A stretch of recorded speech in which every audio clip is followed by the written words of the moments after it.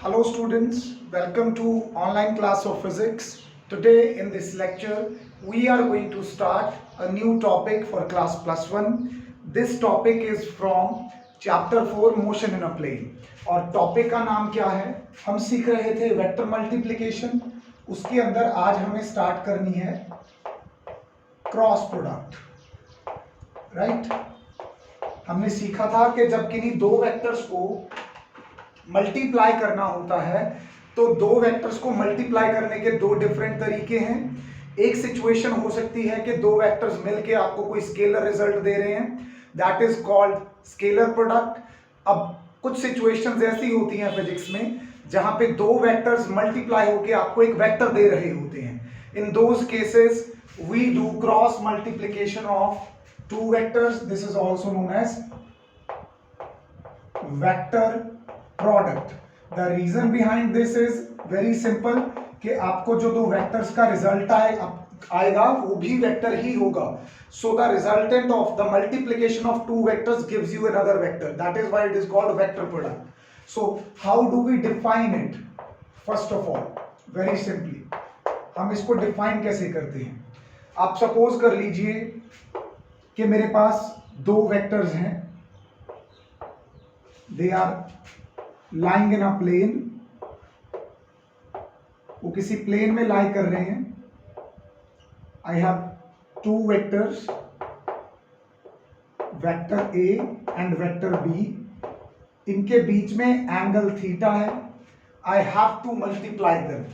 तो डेफिनेशन क्या कहती है? The cross product of two vectors, the cross product of two vectors is another vector. दो vectors को क्रॉस प्रोडक्ट करके एक नया वेक्टर आएगा। अब नए वेक्टर के पास क्या होंगी? दो चीजें, क्या? एक तो मैग्नीट्यूड, दूसरा direction. Whose magnitude is given by the product of magnitude of individual vectors, sine of angle between them, and direction is given by a unit vector. Direction is given by a unit vector which is perpendicular to the plane of A and B vector, means given vectors, whose direction is given by right hand thumb rule. Complicated हो गया थोड़ा, मैं आसानी से समझाता हूं इसको।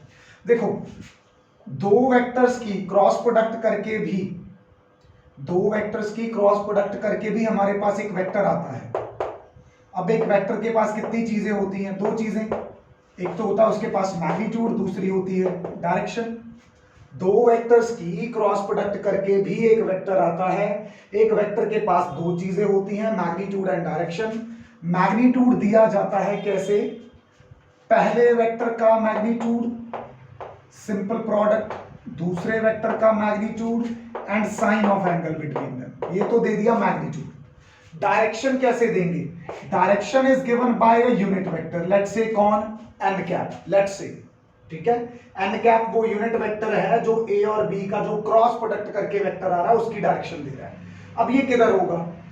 ये होगा perpendicular to plane of A and B, perpendicular to plane A and B. मतलब इमेजिन कर लो कि जैसे सपोज करो कि मेरे पास ये एक प्लेन है, ये इसकी सरफेस एक प्लेन है, इस चॉक बॉक्स की सरफेस एक प्लेन है। इस सरफेस पे दो वेक्टर्स हैं, A vector and B vector. This is A vector and this is B vector. इन दोनों की क्रॉस प्रोडक्ट करवानी है, तो वो जो रिजल्टेंट वेक्टर आएगा उसकी डायरेक्शन या तो परपेंडिकुलर टू द प्लेन ये वाली होगी या फिर परपेंडिकुलर टू द प्लेन ये वाली होगी, इधर अपवर्ड परपेंडिकुलर और डाउनवर्ड परपेंडिकुलर। अब अपवर्ड परपेंडिकुलर होगा कि डाउनवर्ड परपेंडिकुलर होगा, ये कैसे पता चलेगा? ये कैसे पता चलेगा? गिवन बाय दो रूल हो सकते हैं यहां पे, या तो राइट हैंड थंब रूल, सीखेंगे इसको आराम से, या फिर हो सकता है दूसरा Maxwell cork screw rule. As simple as anything. बात समझ में आई? दो वेक्टर्स की क्रॉस प्रोडक्ट करके एक नया वेक्टर आएगा, उस वेक्टर का मैग्नीट्यूड कौन देंगे, गिवन वेक्टर्स के magnitude multiplied by sine of angle between them, और एंगल कौन सा, स्मॉलर एंगल, ऐसा नहीं है कि ये बाहर वाला बड़ा एंगल ले लो, स्मॉलर एंगल, ठीक है, sine of smaller angle. Direction कौन देगा उस वेक्टर की, एक यूनिट वेक्टर देगा, ये unit vector perpendicular to the plane होगा, कौन से प्लेन के में, जिस प्लेन में ए और बी पड़े हैं, जिस प्लेन में ए और बी पड़े हैं उस प्लेन के परपेंडिकुलर होगा। मतलब अगर आपके ए और बी इस पे पड़े हैं, इस चौक बॉक्स की सरफेस पे, तो आपका जो मल्टीप्लाई करके रिजल्टेंट वेक्टर आएगा वो या तो अपवर्ड होगा या डाउनवर्ड। अब ये अपवर्ड होगा कि डाउनवर्ड, ये कौन बताएंगे, right hand thumb rule. Example के तौर पे यहां पे अगर मैं ए को बी से क्रॉस करता हूं, तो मैं ए पे अपना हाथ रख के बी की तरफ आता हूं, तो मेरा थंब किधर को है, राइट हैंड के अकॉर्डिंग ऊपर को, तो ऊपर को मुझे क्या मिलेगी, ए क्रॉस बी, इसका रिजल्टेंट मिलेगा। सपोज मुझे बी से ए क्रॉस करना हो, तो बी पे हाथ रख के अगर ए की तरफ उंगलियां घुमाऊंगा तो थंब किधर को है, नीचे को, इसका मतलब नीचे को मुझे कौन सी प्रोडक्ट मिलेगी, नीचे को मुझे मिलेगी B vector cross A vector. तो आपको यहाँ पे इस बात का ध्यान रखना होता है, ठीक है। अब आराम से इसको आहिस्ता से इसको एक्सप्लेन करते हैं। डेफिनेशन आपको क्लियर हो चुकी है, ठीक है।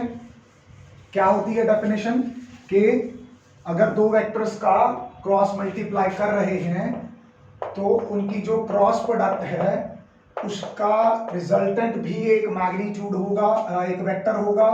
उस वेक्टर का मैग्नीट्यूड कौन देंगे, इंडिविजुअल वेक्टर्स की प्रोडक्ट किसके साथ, साइन ऑफ स्मॉलर एंगल के साथ, और एक डायरेक्शन दी जाएगी एक यूनिट वेक्टर के द्वारा, दैट इज एन कैप। ये हो गई पहली बात। अच्छा, फिर वो डायग्राम के थ्रू बता दिया मैंने कि एन कैप की डायरेक्शन कैसे देंगे। Number 1, right hand thumb rule के according, right hand thumb rule, ये तो वही है आपका 10th वाला जो आप मैग्नेटिज्म में लगाते थे, कि ए वेक्टर पे अपना हाथ रखो, ए वेक्टर पे अपने राइट हैंड को रखो, बी वेक्टर की तरफ अपनी उंगलियां घुमा लो। अगर तो ऐसे घूम रही हैं उंगलियां तो रिजल्टेंट वेक्टर यानी कि प्रोडक्ट करने के बाद जो आंसर आएगा ए और बी की, वो किधर को होगा, अपवर्ड होगा। अगर ए इधर पड़ा है, बी के लिए इधर आना पड़ गया, तो आपका जो दोनों का प्रोडक्ट करके वेक्टर आएगा उसकी डायरेक्शन किधर होगी, नीचे को होगी। This is simple rule. दूसरा एक रूल आ जाता है हमारे पास, मैक्सवेल, या बहुत जगह पे पढ़ोगे, टॉर्क स्क्रू रूल, या सिंपली मैक्सवेल स्क्रू रूल। ये स्क्रू रूल क्या कहता है, स्क्रू क्या होता है बेटा, वो पेच बोलते हो ना आप जिसे, जिसकी हेल्प से आप कोई पिक्चर टांगनी है या कुछ भी दीवार के साथ लगाना है वो करते हो। अब सपोज करो कि मेरे पास एक स्क्रू है, इसको जब मैं दीवार पर रख के एक स्क्रू ड्राइवर के साथ, एक पेचकस के साथ इसको इंसर्ट करवाना चाहता हूं अंदर, तो मैं ऐसे घुमाता हूं पेचकस को, इसी तरह से आप प्रैक्टिकली करके देख सकते हो। तो बेसिकली मैं इस मैनर में घुमा रहा हूं इसको, और ये पेच किधर को जा रहा है, अंदर को, this screw is going inwards the wall, ऐसा ही होता है ना आपके साथ। तो कहने का मतलब ये है कि अगर आपको इस तरह से घुमाना पड़ रहा है, मींस क्लॉकवाइज, तो डायरेक्शन इनवर्ड हो जाएगी। अगर आपको एंटी क्लॉकवाइज घुमाना पड़ रहा है तो किधर को हो जाएगी, बाहर को हो जाएगी। So if the screw rotates in clockwise manner तो इनवर्ड्स हो जाएगी प्लेन के, और अगर एंटी क्लॉकवाइज है तो आउटवर्ड हो जाएगी। अब इस प्लेन की डायरेक्शन चेंज कर दूं, इसी बोर्ड को ऐसे रख दूं, तो अगर ऐसे घूम रहा था तो नीचे हो जाएगी, ऐसे घूम रहा था तो ऊपर हो जाएगी। तो वो स्क्रू की डायरेक्शन से हम इस रूल को दे देते हैं। तो मैक्सवेल कॉर्क स्क्रू भी वही चीज बताता है जो राइट हैंड रूल बता रहा था। ये दोनों रूल्स आप एन कैप की डायरेक्शन बताने के लिए करोगे। हाँ, एन कैप जरूर ए और बी के प्लेन के परपेंडिकुलर होगा, ये बात पक्की है। चलो, देयर आफ्टर आ जाता है इसकी ज्योमेट्रिकल इंटरप्रिटेशन क्या है। इसकी ज्योमेट्रिकल इंटरप्रिटेशन बड़ी इंपॉर्टेंट है।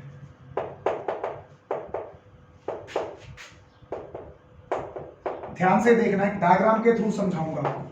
सपोज करो कि मेरे पास दो वेक्टर्स हैं, this is A vector and this is B vector. इन दोनों वेक्टर्स की मुझे क्रॉस प्रोडक्ट करवानी है।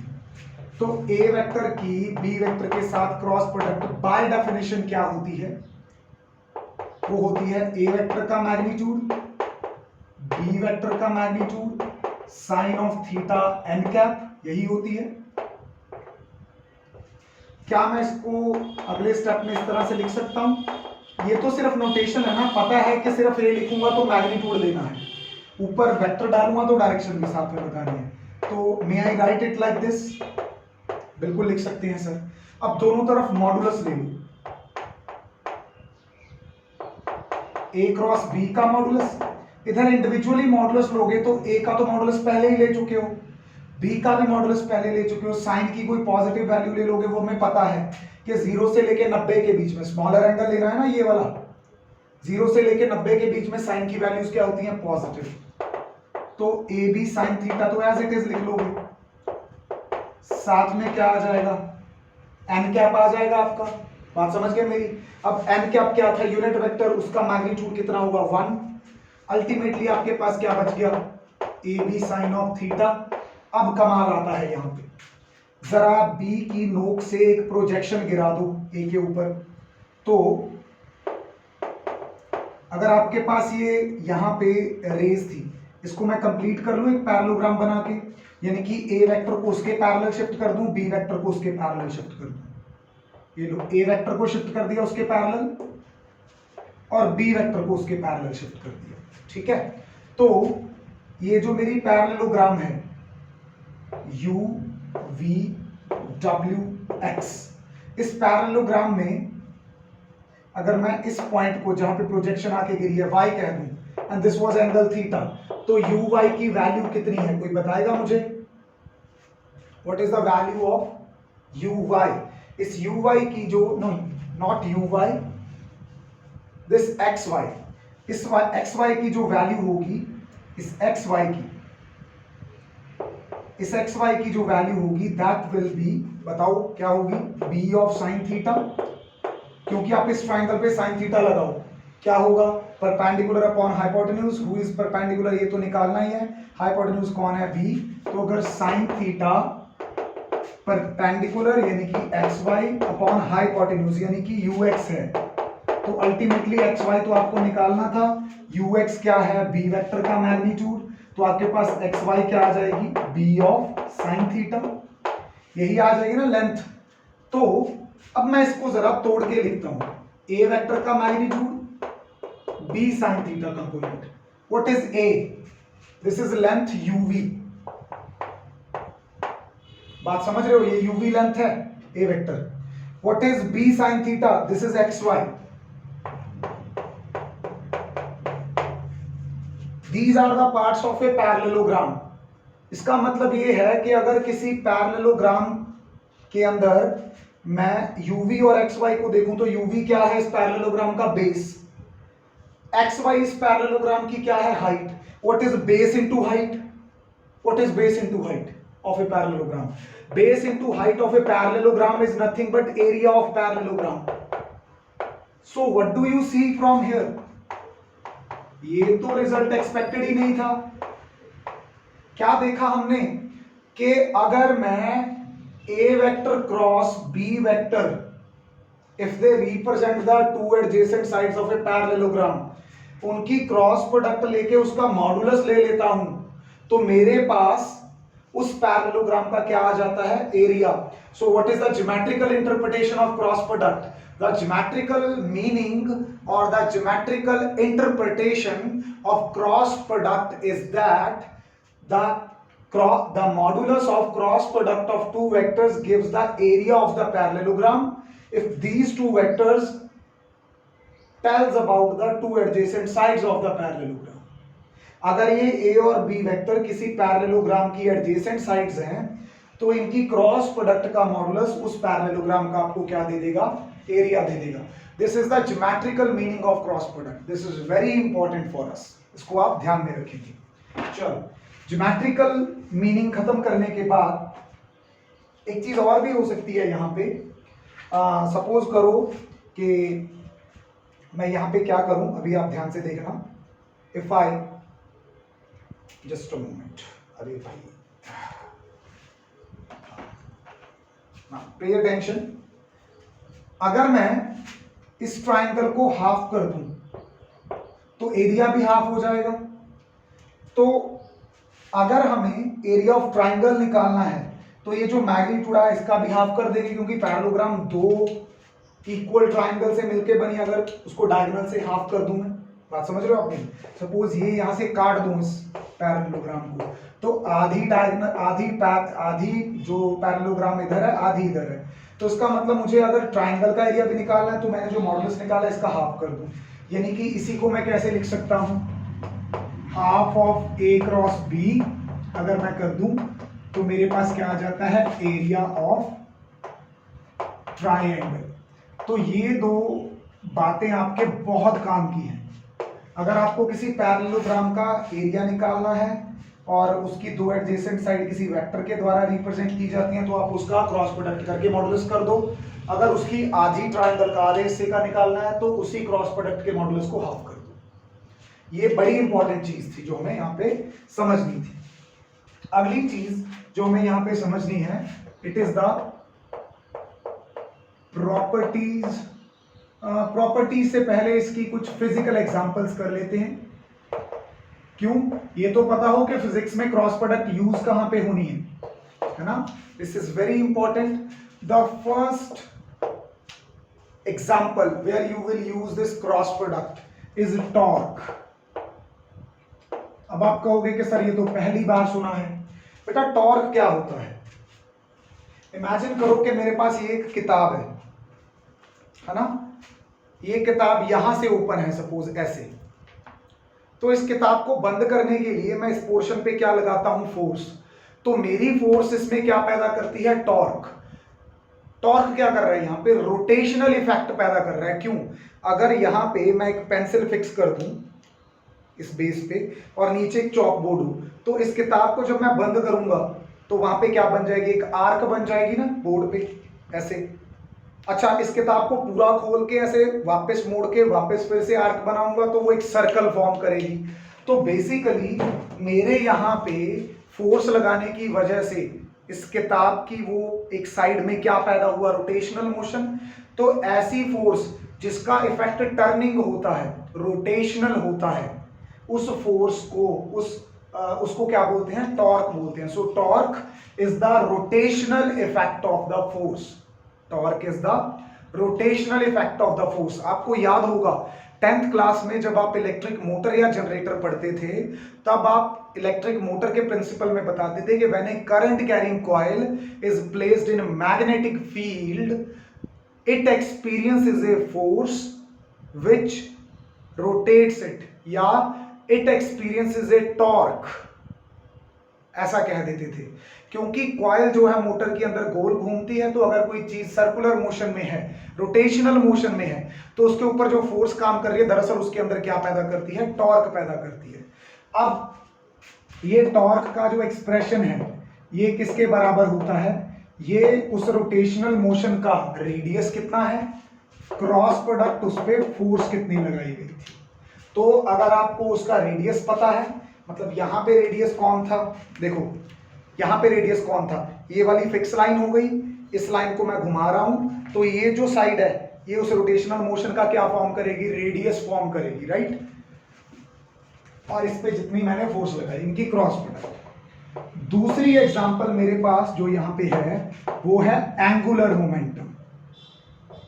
देखो बेटा लीनियर मोमेंटम आपने 9th क्लास में पढ़ा है कि जब कोई चीज स्ट्रेट लाइन मोशन में होती है तो उसके पास मास और वेलोसिटी दोनों है, मास और वेलोसिटी की प्रोडक्ट को मोमेंटम बोलते हैं, लीनियर मोमेंटम। लेकिन अगर कोई चीज रोटेशनल मोशन में है तो उसके पास कौन सा मोमेंटम होता है, एंगुलर मोमेंटम। एंगुलर मोमेंटम को हम एल के साथ डिनोट करते हैं। It is a vector quantity. ये कैसे दिया जाता है, radius vector cross linear momentum vector. अब उस बॉडी के पास वो जो घूम रही है उसका ये जो मोमेंटम है along the direction, along the tangent, ये कौन सा मोमेंटम है, लीनियर मोमेंटम, और वो साथ साथ गोल भी तो घूम रही है, तो ये होगा इसका रेडियस। तो रेडियस क्रॉस मोमेंटम वेक्टर क्या बन जाता है, एंगुलर मोमेंटम बन जाता है। अब अर्थ अपने एक्सिस के अबाउट घूम रही है, उसके पास कौन सा मोमेंटम है, एंगुलर मोमेंटम है। ये छत वाला पंखा है, ये घूम रहा है अपने एक्सिस के अबाउट, तो इसके पास क्या है, एंगुलर मोमेंटम है। तीसरी एग्जांपल है मेरे पास यहां पे एंगुलर वेलोसिटी। एंगुलर वेलोसिटी, अब जब कोई चीज रोटेशनल मोशन में है तो उसके पास अलोंग द टेंजेंट जो वेलोसिटी है, ठीक है, वो तो हो गई उसकी टेंजेंशियल वेलोसिटी या उसको बोल दो सिंपल वेलोसिटी, लेकिन अपने एक्सिस के अबाउट, जिसके अबाउट वो घूम रही है, तब उसके पास कौन सी वेलोसिटी है? Angular velocity. The angular velocity is given by, sorry, the linear velocity, ये अपनी क्या है? इंस्टेंटेनियस वेलोसिटी है। क्या है? Instantaneous velocity when the body is in rotational motion. उसको कैसे टर्म्स में देते हैं? Omega vector cross r vector. What is this omega? This is rotational velocity. तो ये 3 एग्जांपल्स मेरे पास हैं जिनको मैं आगे जाके एक्सप्लेन भी करूंगा और चैप्टर्स के रिलेटेड, और इनको यूज भी करूंगा। So after this we need to do the properties of cross product. Cross product की प्रॉपर्टीज हमें सीखनी है। तो पहली प्रॉपर्टी, तो अगर पिछला आप याद करो, डॉट प्रोडक्ट में हमने कहा था कि डॉट प्रोडक्ट कम्यूटेटिव होती है, लेकिन क्रॉस प्रोडक्ट जो है वो एंटी कम्यूटेटिव होती है। एंटी कम्यूटेटिव का मतलब क्या है? एंटी कम्यूटेटिव का मतलब है कि अगर आप ए को बी के साथ क्रॉस कर देते हो और बी को ए के साथ क्रॉस कर देते हो, तो डॉट में तो कहा था हमने ये इक्वल हो जाते हैं, लेकिन क्रॉस में इक्वल नहीं होते, उनकी डायरेक्शन टोटली चेंज हो जाती है, तो साथ में क्या आएगा? एक नेगेटिव साइन आएगा। दूसरी प्रॉपर्टी सेम है, क्रॉस प्रोडक्ट जो है वो डिस्ट्रीब्यूटिव है। डिस्ट्रीब्यूटिव का मतलब है कि अगर मेरे पास ए वेक्टर है, उसको मुझे क्रॉस करना है किसके साथ? बी वेक्टर और सी वेक्टर के सम के साथ। तो इसको मैं इस तरह से भी कर सकता हूं, A vector cross B vector plus A vector cross C vector. This is important. तीसरा है कि अगर मेरे पास दो वेक्टर्स परपेंडिकुलर हैं, तो इनकी जो क्रॉस प्रोडक्ट है, इनकी जो क्रॉस प्रोडक्ट है, अगर ये परपेंडिकुलर हैं, तो क्या आएगी यहाँ पे? A B sine of theta, sine of theta mean sine of 90, that is 1। तो बेसिकली किसके इक्वल आ जाएगी? ए एंड बी के इक्वल आ जाएगी।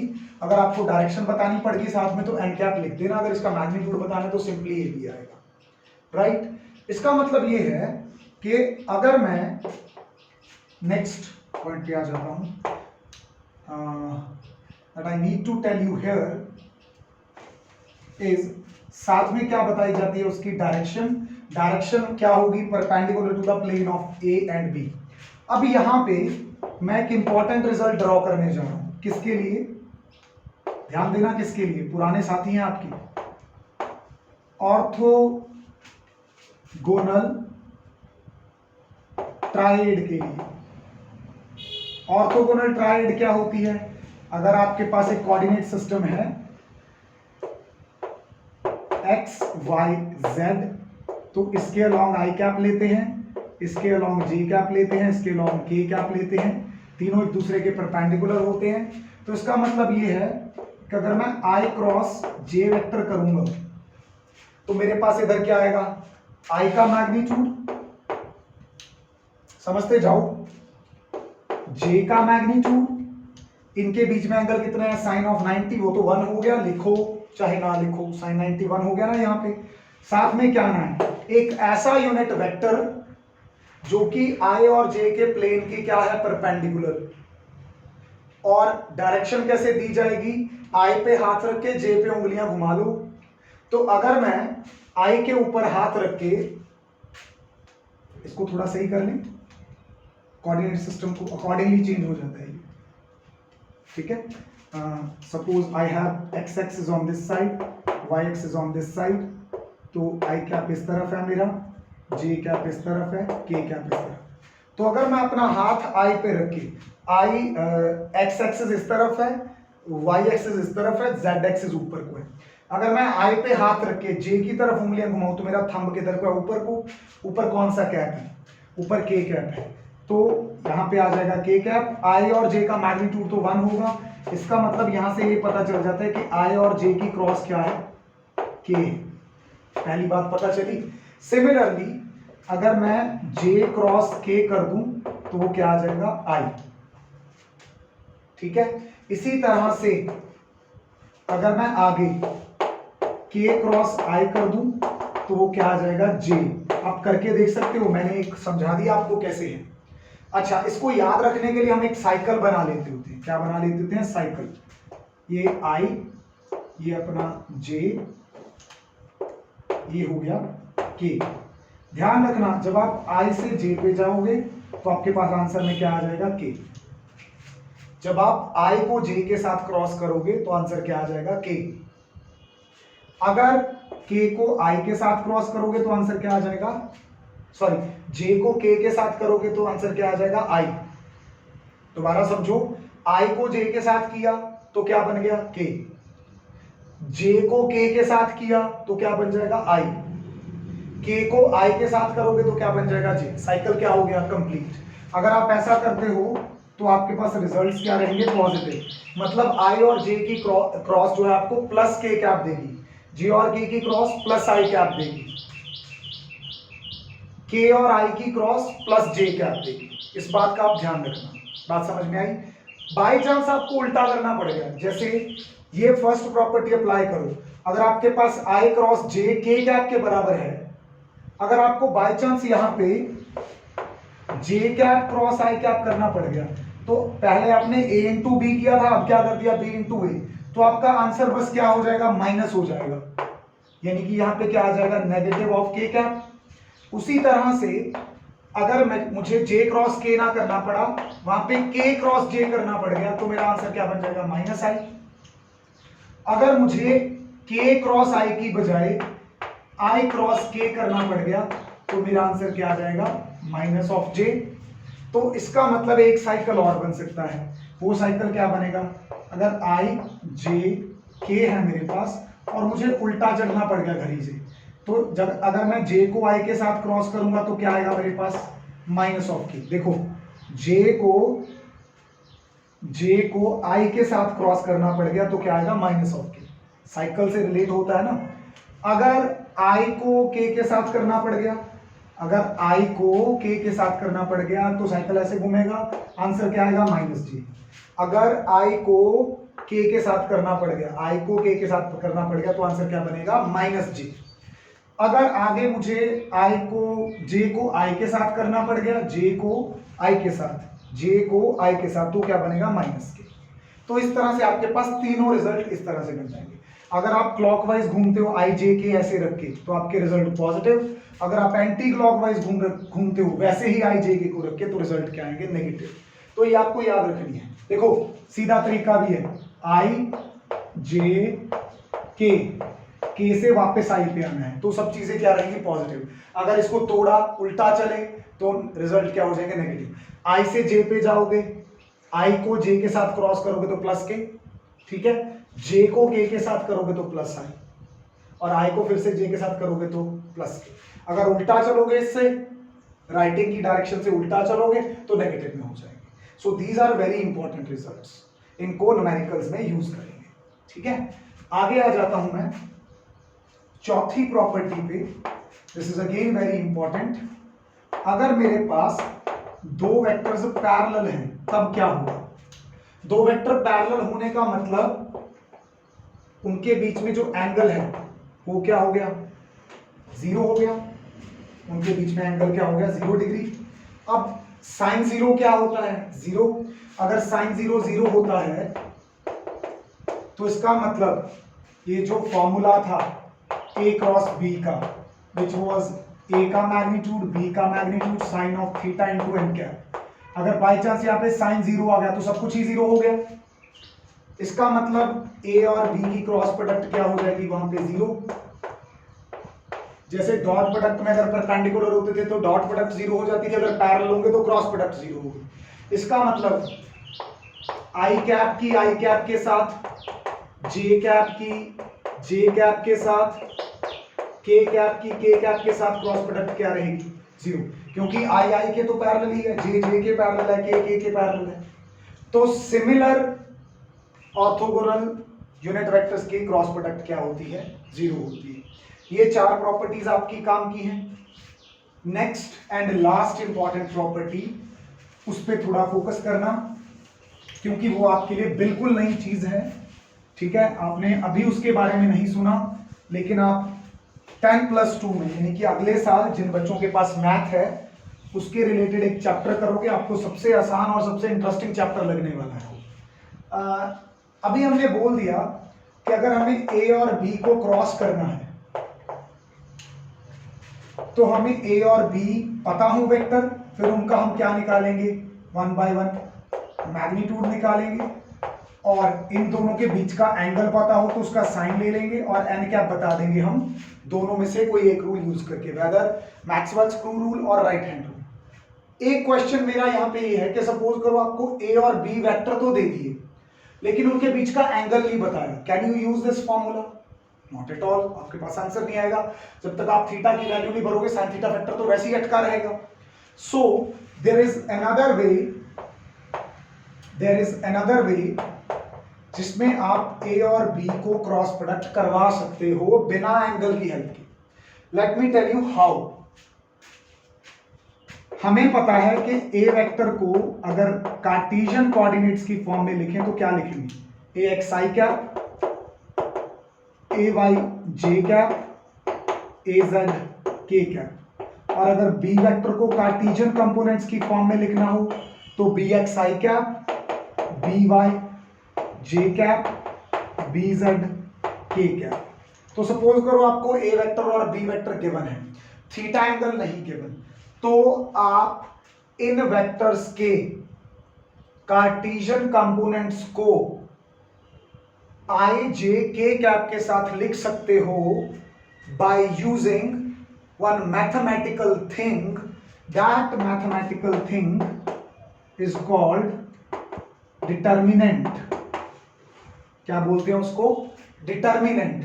डिटर्मिनेंट की शक्ल कैसी होती है, कैसा दिखता है, वो इस तरह से दिखता है, एक लाइन लगाते हैं, इधर लिखते हैं आई, और बाय डिफॉल्ट फॉर्मूला में ही यहां पे हम क्या लिखते हैं, माइनस जे। ये फॉर्मूला के साथ है, इसको वेक्टर में अगर कहीं प्लस माइनस होगा उसके साथ मत कंफ्यूज कर जाना, ये रहेगा ही रहेगा, साथ में आएगा के कैप। तो ए वेक्टर के आई जे के कोफिशिएंट लिख लो। ए वेक्टर का आई कैप का कोफिशिएंट कौन है, ए एक्स, जे कैप का कौन है, ए वाई, के कैप का कौन है, ए जेड। इसी तरह बी वेक्टर के आई जे के यूनिट वेक्टर्स के कोफिशिएंट्स लिख लो। बी वेक्टर के अंदर आई कैप का कोफिशिएंट कौन है, बी एक्स, जे कैप का बी वाई, के कैप का बी जेड। इस तरह से लिखोगे। अब लिख तो लिया सर, सॉल्व कैसे करें, डेफिनेशन पे आ जाओ फिर से। दो वेक्टर्स की क्रॉस प्रोडक्ट आपको एक नया वेक्टर देती है। अगर इन दोनों की क्रॉस प्रोडक्ट करके मेरे पास एक नया वेक्टर आएगा तो वो वेक्टर भी मैं कार्टेशियन कंपोनेंट्स की फॉर्म में आई जे के कैप के साथ ही एक्सप्रेस करूंगा ना। ये बात तो पक्की है कि इनकी क्रॉस प्रोडक्ट करके एक वेक्टर आएगा, उस वेक्टर में भी आई जे के कंपोनेंट होंगे, तो इसका मतलब मुझे जरूरत है आई कैप के कोफिशिएंट की, मुझे जरूरत है जे कैप के कोफिशिएंट की, मुझे जरूरत है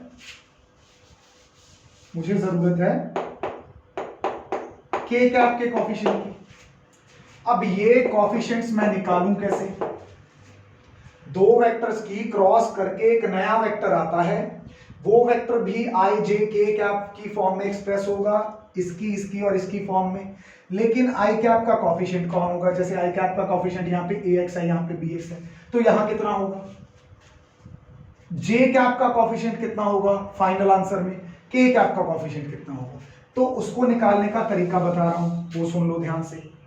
आसान है, घबराना मत के नई चीज आ गई, हम भी सीख लेंगे।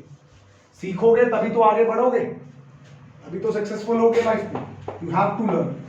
आई कैप का कोफिशिएंट निकाल। देखो बेटा, इसको बोलते हैं डिटर्मिनेंट। क्या बोलते हैं इसको, डिटर्मिनेंट। इसमें जो हॉरिजॉन्टल लाइंस हैं ये तीन, आई जे के वाली, A X A Y A Z वाली, B X B Y B Z वाली, इनको बोलते हैं row. Row 1, row 2, row 3, row ROW। So this is row 1, row 2 and row 3। बात समझ गए। ये जो वर्टिकल लाइंस हैं, I cap, A X, B X, J cap AY BY, K cap AZ BZ. These vertical lines are called columns. Column 1, column 2, column 3. So ये determinant है जिसमें 3 रोज हैं और 3 कॉलम्स हैं.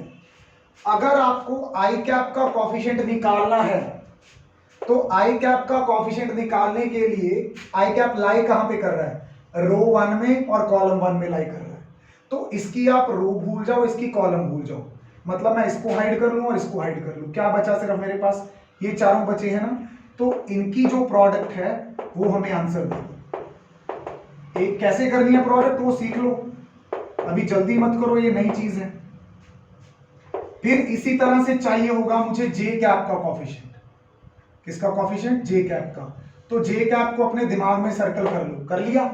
जे कैप लाई कहां पे कर रहा है? रो 1 में और कॉलम 2 में. तो इसकी रो भूल जाओ, इसकी कॉलम भूल जाओ.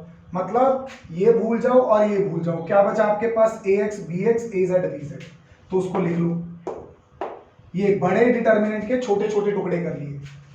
AX BX AZ BZ लिख लिया.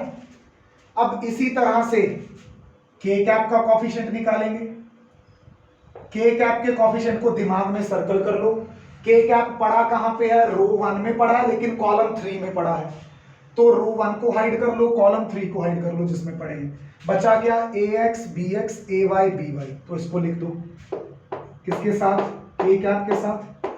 AX BX AY BY. अच्छा, टेक्निकली इनको करना क्या होता है? ऐड. लेकिन जे कैप के साथ हमने नेगेटिव लिया था तो ऐसे ही पड़ा रहेगा.